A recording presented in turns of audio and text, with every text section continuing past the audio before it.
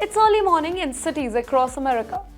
As most of the people start their day with a cup of coffee, tons of thousands of hotel workers are gathering up for something entirely different, a fight for their rights. Now these are the faces behind the scenes of luxury, comfort and hospitality who have finally said enough is enough. You're watching TimesXP and I'm Dhriti Autry.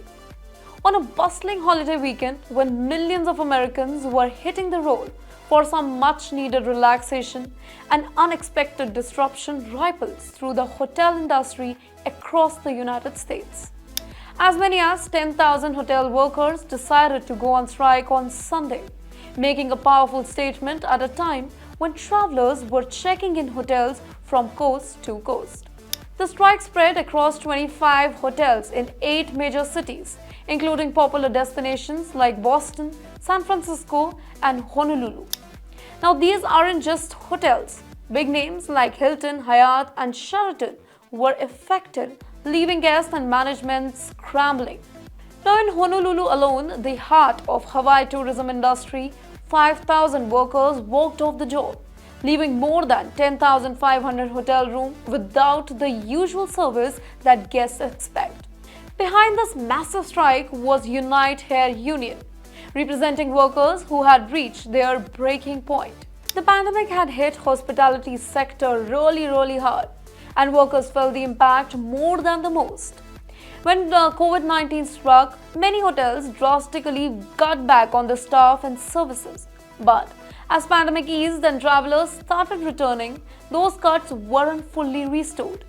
Workers had lost their jobs or faced reduced hours during the pandemic or found themselves left behind, even as hotels started making record profits again. Now, the union didn't hold back in their statement. They said many hotels took advantage of the COVID-19 pandemic to cut staffing and guest service that were never restored, causing workers to lose jobs and income. Now, if we talk about Boston, then strikers held the line outside several hotels and their presence was visible to all who passed. In fact, an AFP correspondent on the scene saw firsthand the determination of these workers as they fought for fair wages and better conditions. The union's international president, Gwen Mill, he made a clear statement. Workers aren't making enough to support their families. Now that the hotel industry is making record profits while workers and guests are left behind. Now, too many hotels still haven't restored the standard services that guests deserve, like automatic daily housekeeping or any room service. Now, the tension between hotel management and union was palpable. Hyatt, one of the major hotel chains, has been affected. They expressed their disappointment in the timing of the strike.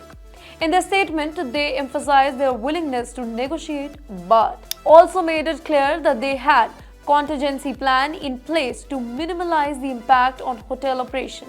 Still, for many guests and staff, the strain was evident. Now, this particular strike came at a time when travel was booming.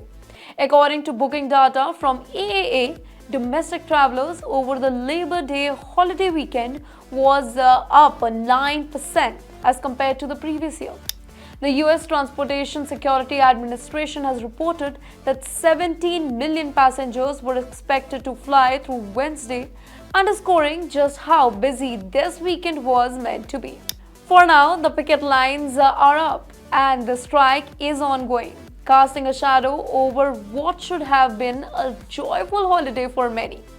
As travelers negotiate their plans, the outcome of the standoff between the hotel workers and management remains uncertain.